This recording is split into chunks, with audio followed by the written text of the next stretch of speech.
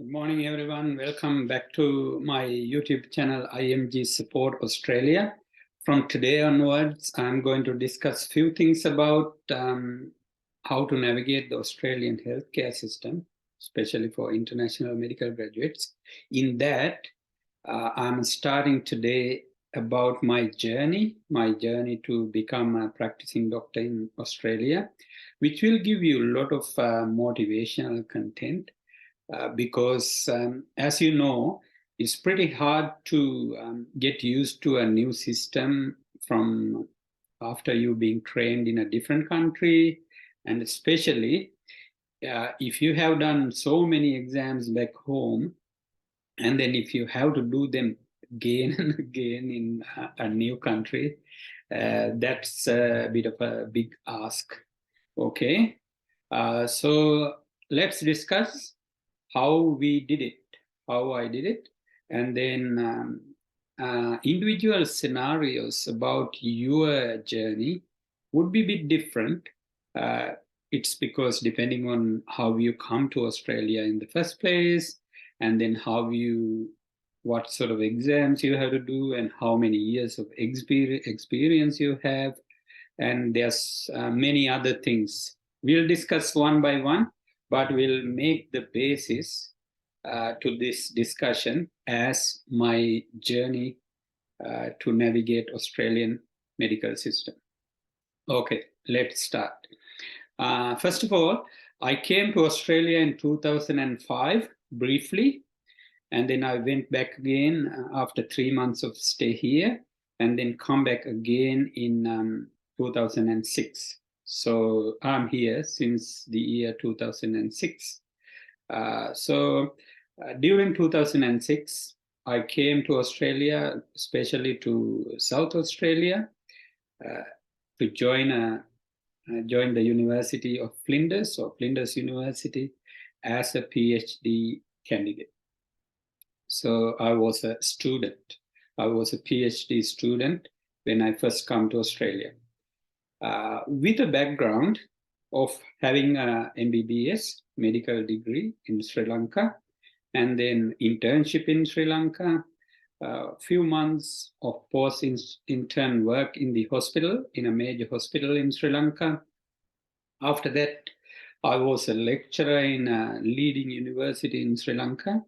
At the same time, I was doing part-time general practice close to the university for 3 years. So my background is like 4 or 5 years of clinical experience in Sri Lanka, plus internship in Sri Lanka, and then working as an academic in Sri Lanka.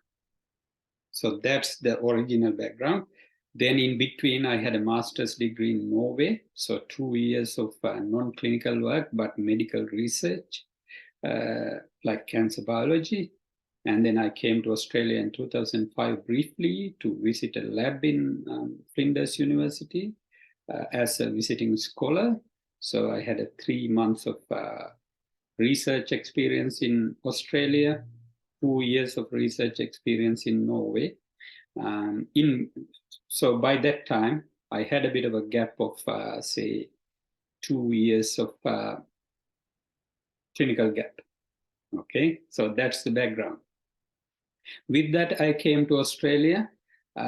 Unfortunately, no one has informed me, or I was ignorant probably, or I was not searching for it to see how many years I can stay in Australia without doing clinical before I decide to go back to clinical, which is a question which I didn't have at all during that time. And no one probably highlighted it to me too. So therefore, I was continuing as a PhD student. So as you can understand, my clinical gap will extend. Anyway, I was doing my PhD in Flinders University, working part-time as a associate lecturer or a demonstrator for the Flinders University as well, teaching anatomy and physiology there for the medical students, and teaching in problem-based learning curriculum. Like the medical students there, like now they study medicine in that way under that curriculum. So I was teaching part-time for PBL. So I was a PBL tutor or problem-based learning tutor, and demonstrated for Department of Anatomy in Flinders. And later on, I was an associate lecturer for University of Flinders. So that's my background. With that background, I was doing my PhD studies from 2006 to 2009. So 3 years of vigorous research studies, a lot of interesting work on brain and behavior. Like I was doing neurophysiology, neuroanatomy work at Center for Neuroscience in Flinders University, which is a very prestigious institute, and a lot of new knowledge being sort of produced, and a lot of research has been done. So that is where I was studying for my PhD. Interesting work. And towards the end of the PhD, though, I felt like, okay, I should do my AMC qualifications, because you will be sort of targeting your next step. So in my view, what I had in my mind was, okay, I'll get my PhD, and then I'll apply for permanent residency based on my PhD work, like a scientist, as a scientist, which is what I did. As a scientist, I applied for a permanent residency. After that, I'll go towards clinical, which was my plan, and which is what I did. Unfortunately, I didn't realize by that time my clinical gap will slowly increase. So by the time I finished my PhD, 2009, so 6 years of non-clinical work, 5 to 6 years. But in that, I had a lot of clinical teaching and clinical research, or paraclinical research. So I did my AMC part 1 in 2009, probably around September, October 2009, and I got through. I'll tell you a few examples of few tips and tricks for part 1 students, part 1 candidates here. Because I was a teacher, or I was teaching for medical students, I was teaching a lot of units for the medical student at that time, PBL units like brain and behavior, circulatory system, respiratory system, genetics. I can't remember the name of the topic, like the name of the unit, but it's like pregnancy, and then about genetics. There was another topic I did, brain and behavior, as I said. In that, there's a lot of psychiatry and a lot of neurology was covered, and then musculoskeletal system. There's so many sort of topics which I learned while I was teaching to the medical students. So it was good background information for me to get ready for my AMC exam. At the same time, then I did some homework. After working in the university, you come home and study. So I did study the AMC part 1 books. There were 2 books, like the blue and purple. Those 2 books, plus some of the recall MCQs. And then I did go through X-rays and ECGs specifically. The rest of it is like you just go through. I didn't do a lot of Mertha, but a lot of people advise to sort of go through the Mertha general practice book as well. So you could make use of those sort of information for your studies too. But my topic content today is about giving some motivational stuff for you too, because as you can understand, so I had to go through a different path to most of the others, because I was a research student here. While doing research, or while concentrating mostly on the research and teaching, I did my AMC preparation. So I got through the AMC part 1. Then when you try to apply for medical jobs, I think at that time, if I was serious enough, I could have get a job still. But when you apply for different clinics with the CV. There's no guidance, no one telling you what to do. So you decide and do it yourself. I don't think I was familiar to navigate with APRA and AMC and all these things at that time.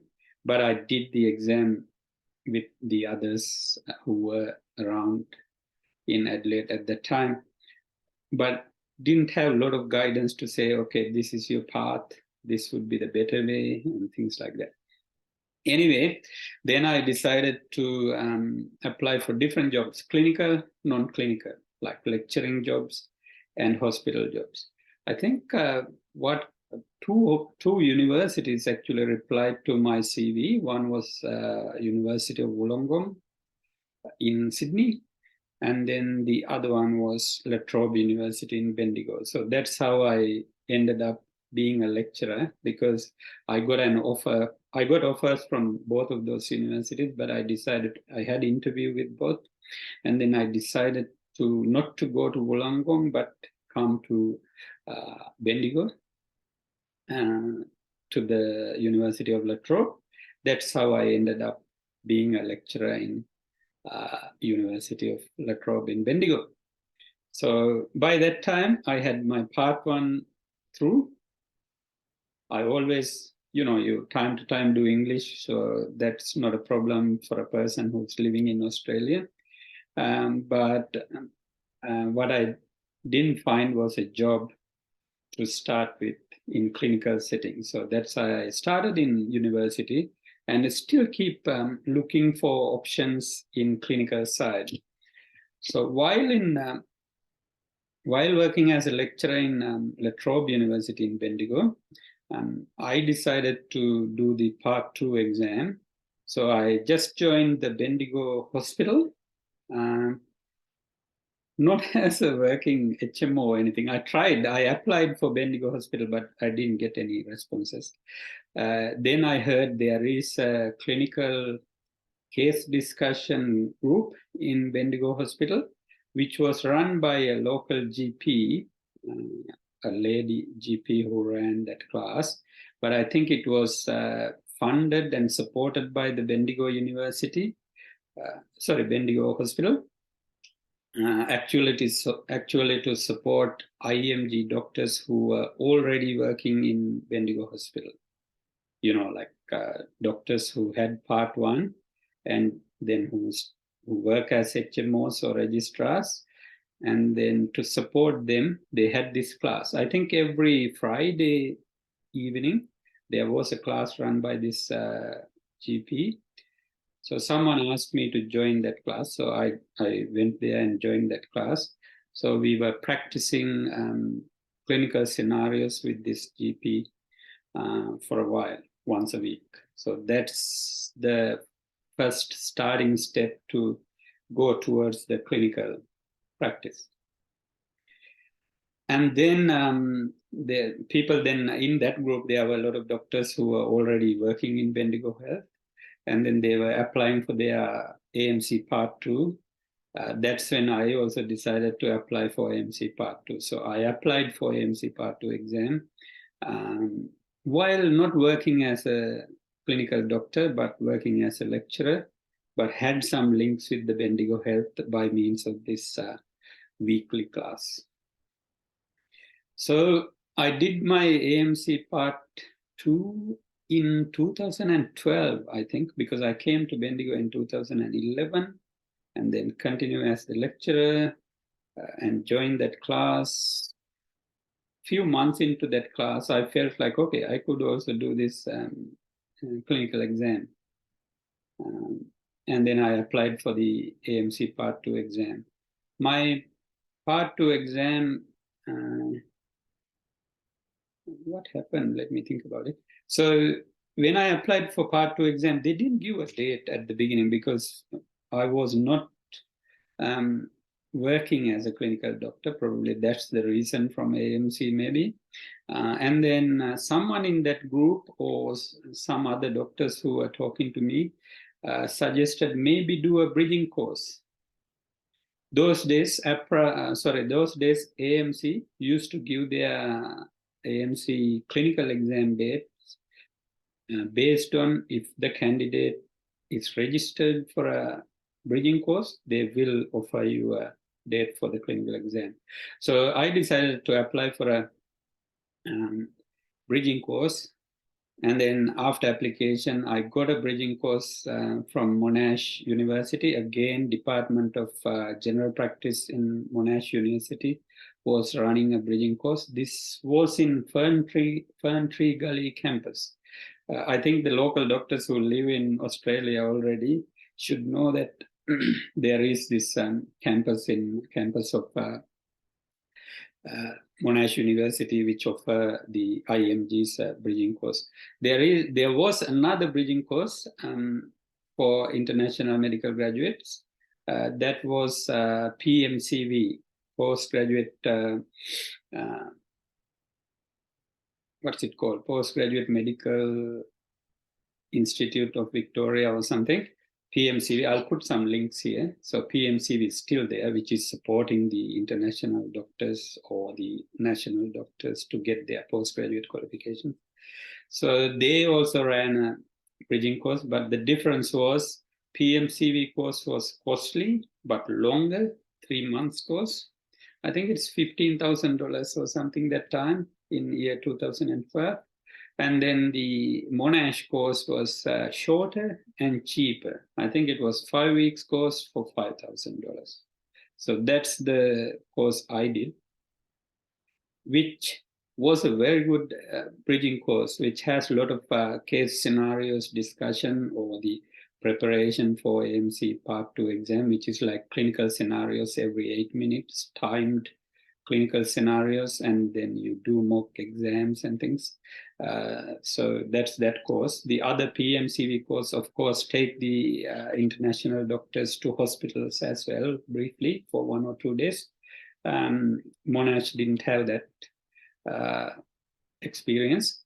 Anyway, I did the Monash course. When I registered for the Monash course, then I applied again for the AMC. They straight away gave me an exam date. So that's how I did the AMC Part 2. I did the Part 2 exam in Adelaide, year 2012. Unfortunately, I didn't get through. I was very sad situation. I was actually almost borderline. I passed 9 cases out of 16. If you pass 10 cases, you will be borderline pass those days. That means if you get a borderline pass, you will have to do a resit of 4 cases and then pass 2. Because the AMC clinical exam those days was, you got 16 cases of this 8 minutes duration. Out of those 16, you had to pass 12 to pass. And then you should, of course, pass your ONG and pediatrics, at least 2 cases. At least 1 case, I think, 1 case each. If you don't pass ONG and peds, although you get 12 cases, you won't be going through. You will get a resit. Anyway, I got only 9 cases out of 16, almost borderline. You can't say borderline. Borderline is 10. So it was making me down a little bit because I was very confident with those case scenarios and discussion groups and things, even Monash bridging course. I thought I could clear this exam. And then when I failed, I think I rang someone to say, okay, just to share my sort of grief, I rang someone. Then they told me, if you don't touch patients and if you are not having clinical sense, or if you not seen patients for a while, this would be hard for you to pass the clinical exam. Similar notes were given by some of my colleagues in Sri Lanka too. They said, "Oh, we did clinical. We did try to go to clinical arena. I did the MD part 1, but I didn't get through. I heard that you are doing clinicals. It shouldn't be easy for you." I said, "Okay, we'll see." And for the person who rang me from here, I didn't tell anything, but I just told myself, okay, I'll let you know when I do the second attempt. So for the second attempt, these are all motivational content for you guys. If you listen carefully, you will understand how hard it is to go through these hurdles. So for the second attempt, I thought I would take things seriously because, part 1, I just sat the exam with 2 months preparation, got through. Part 2, I thought the same. I know the knowledge, and when I run the clinical scenarios with the other doctors, I don't have any issues. I got differential diagnosis and plans and things. And then I thought, I could clear the part 2, but it was not so. I think the main problem with my part 2, that borderline pass time, was communication.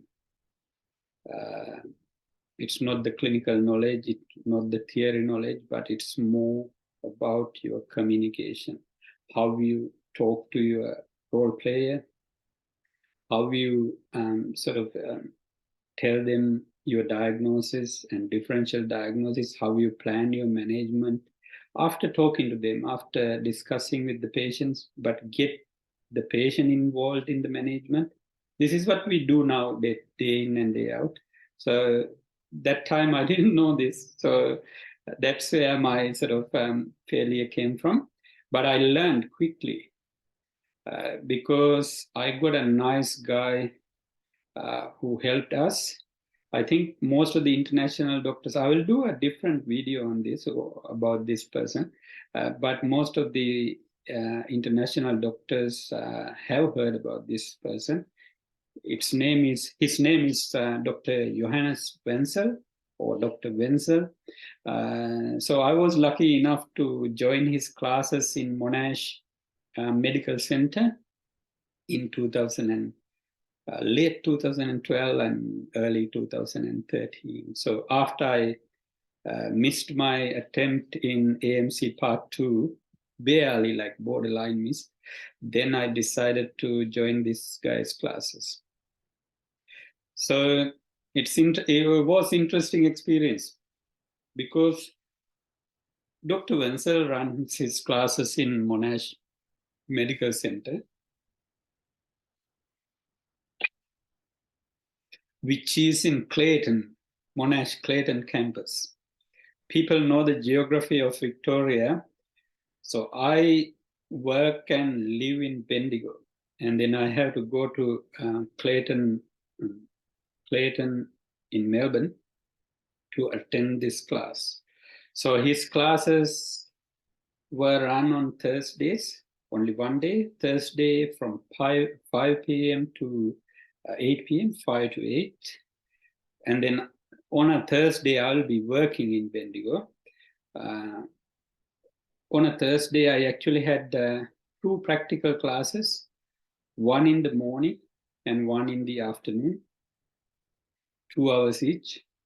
But I was lucky enough to have a good supervisor, good professor who was heading our department in Bendigo. I said to him, I need to go to this Monash class. Then he said, okay, what sort of things you need from me? I said, if you can put both my classes back to back in the morning, and then my fellow lecturer covering the afternoon back to back, then I got a half day free. I can use that half day to go to Monash. My professor agreed, so he gave me that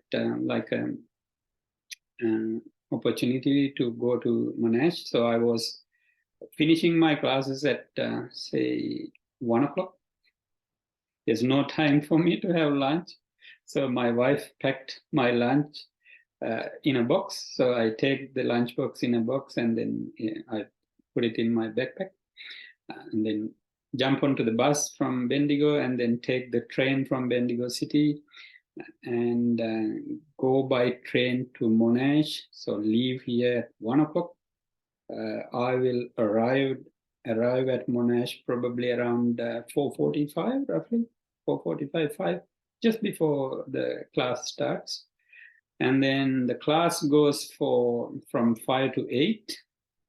And then you jump back on the train from Clayton and then come to Southern Cross, the big train station from Clayton by a metro train. And then you take the speed train to Bendigo, so which take another 2 hours. So that was a Thursday for me, from 1 o'clock up till midnight. So devoting that time to get to this class.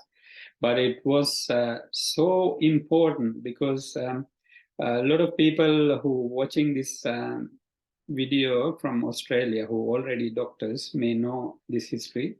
And then when I went there, the first day I told Dr. Wenzel, I'm coming from this far. I'm committing a lot of time to come here. I would like to sit on your hot seat, which is like go in front of the audience, like 500 to 600 odd international doctors watching you. And then you do the case scenarios with Dr. Wenzel. And then everyone in the audience will sort of listen and will add their voices or suggestions while you're performing in front of all of them. So I used to do at least one clinical scenario every time I go there, or almost every time. Dr. Wenzel will call me to do one case when I put my hand up. Because it's the volunteer doctors who will be taking the hot seat. So there will be 4 or 5 cases per day, which are recall cases or almost previous AMC cases. And then it was run by Dr. Wenzel, who himself was an AMC examiner at that time. So that's how I practice. At the same time, I should give you a background from Bendigo Health as well. So I was going for these weekly classes. I was doing that for a while. And then I was trying to get some observership, but I didn't manage that time. But I was still keep tapping at the door of Bendigo Health to get some work. Anyway, so for the second time, I just prepare well. And then coming home every day, I was practicing clinical cases with, I was volunteering myself to practice with doctors all over in Australia, kind of like Indian, Bangladeshi, Pakistani, Iranian, so many other doctors from Adelaide, Western Australia, or Brisbane, wherever they are. We practice on Skype those days. Zoom was not big at that time. It was not there, but we were practicing on Skype. So I was role playing, and so the clinical scenarios with many doctors from different parts of Australia. At the same time, I was practicing cases with Dr. Wenzel. His weekly cases were very important. I got boxes full of those cases in my room, and then I also got those cases in ASOP office as well. So I was practicing with him, and then I did the AMC Part 2 again in Sydney. This was in, I think, March or May in 2013. So the Sydney exam, I learned some lessons from Adelaide exams. I didn't take my family with me, and then I went alone and then stayed in a quieter place, not with friends or anything, and then did the exam again. In the Sydney exam, I had a lot of clinical armory in my back, which were sort of sharpened or produced or modified by Dr. Vansal himself. I remember he was talking about to me when I was performing those hot seat scenarios. Hot seat means you sitting on a chair where 600 odd people watching you. And he actually sharpened my armories, as I said, by saying, like he would say, Kirti, don't smile. Why are you always laughing at when patient tell you things, why you laugh or why you smile? You have to show your serious face. You know what does this mean? This is actually going by the emotions of your patient. If you're talking about a cancer, if you're talking about a bad scenario or domestic violence or depression, anxiety, your sort of facial expression should also change as a doctor, which is what he was trying to highlight. He said, don't smile at everything, because that's the nature, like Sri Lankan culture. We do have different cultural things, isn't it? Sri Lankan culture, you would smile at people, not you laughing at them, but it's just to sort of show you a sort of warm sort of attitude. But you can't show warm attitude for a person who's down in the dumps with their mood. Okay, so you have to take serious and you have to show a bit of sad face, that sort of thing. So I learned this. I remember when I did a case in Sydney Children's Hospital. I had this exam, Sydney Children's Hospital. When I did a case on, Breaking Bad news case, that was a case about a patient who was diagnosed with breast cancer. And then from my memory, she had two daughters, two young daughters, 17 and 19, which I actually gathered from the history when I asked the history from her. And then her sisters, her mom diagnosed with breast cancer. So there's family history, there's BRCA gene, and then there's this serious issue. Now she was diagnosed with breast cancer. So you had to sort of navigate this case. This is when Dr. Wenzel's teaching came into play. So I did the case perfectly, I remember. And then the role play, I think she's a GP herself, general practitioner herself, I guess. And then she touched my hand at the end of the scenario, and she did. We both were almost crying, if you want to know the scenario now. Obviously the role player crying because she was diagnosed with breast cancer. She got young girls, and then I was talking about who are they, and then we have to get their their cancer risk assessed and things like that, and then talking about her family, husband, her job, her mood, a lot of things. And then she was almost crying because for the case scenario, but I was almost crying as the doctor, and then not smiling like this.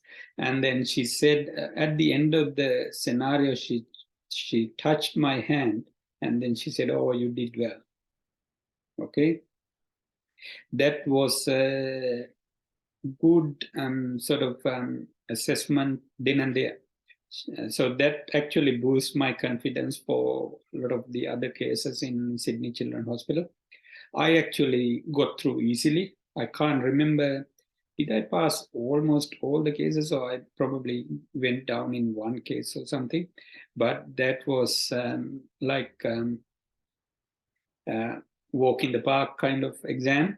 So I got through. But what I'm saying is, like, if you have a good preparation, you clear exams very easily. But if you have to you have to learn techniques of exams. So this AMC clinical exam is all about your communication skills, your time management, of course your theory, but you know theory well. So I cleared the AMC part 2 easily in the exam which I sat for the second time. in the Children's Hospitals at the Children's Hospital of Sydney. As I said, one role player told me like that. There's another, I'll give you a few more examples from that exam because it was an interesting exam. I knew that I was clearing the exam so easy. And in the another scenario was about COPD. Case was a COPD case. I think 2 GPs were asking question. One was a role player, the other one is the examiner. And then I told, like history, examination, investigation, management. In the management long term, I said to him, okay, this guy got COPD. I teach him about like smoke cessation and pit line and all this. And then I said, I would look for his flu vaccine and, sorry, not COVID those days, flu vaccine and pneumonia vaccine. And then the examiner immediately turned at me and said, you are the first one who mentioned about this pneumonia vaccine. Okay, so this is all practice from Dr. Wenzel. Plus, you see the book there, the AMC clinical exam book, that one here, this book. So I just practiced that book again and again. There is a good case about COPD in this book. In that, it talk about your immunization as the management, like long-term management. So day in, day out, these days as GPs, we always check whether our COPD patients are up to date with their immunization. What are the immunization we're checking? Flu vaccine, COVID vaccine, of course, now, and then the pneumonia vaccine. There are guidelines about which pneumonia vaccine and how frequent. I don't go into those details, but it's like after 65, recently changed it to 70. For the free vaccine, of course, those things. Anyway, when I mentioned about the pneumonia vaccine, the light sort of went on the eyes of the examiner because he thought, this guy knows his stuff. So that's another example from Sydney exam, my successful exam. There's another one I will tell you, and then I'll stop about this. There was another case about pediatric case with fever. I cleared all the pediatric cases, 3 cases, passed all 3 in that exam. And then in the ped case, what did he ask? Anyway, there was a febrile child, and then you did all the, office test and everything. In the office test, I just mentioned about, okay, I'll do a urine ward test. And then the examiner said, you are one of the candidates who mentioned about this, not many mentioning this. So they were interested about this urine ward test, like a child with a fever, you just exclude a UTI. It's a simple thing. So those little points gave me a hint to say, okay, you are clearing this exam. So I successfully did the part 2, but this is not ending as a success story as such as yet. So I think because of the time constraint, I'll stop here and I'll come back to you with the part 2. Okay, guys, have a good day.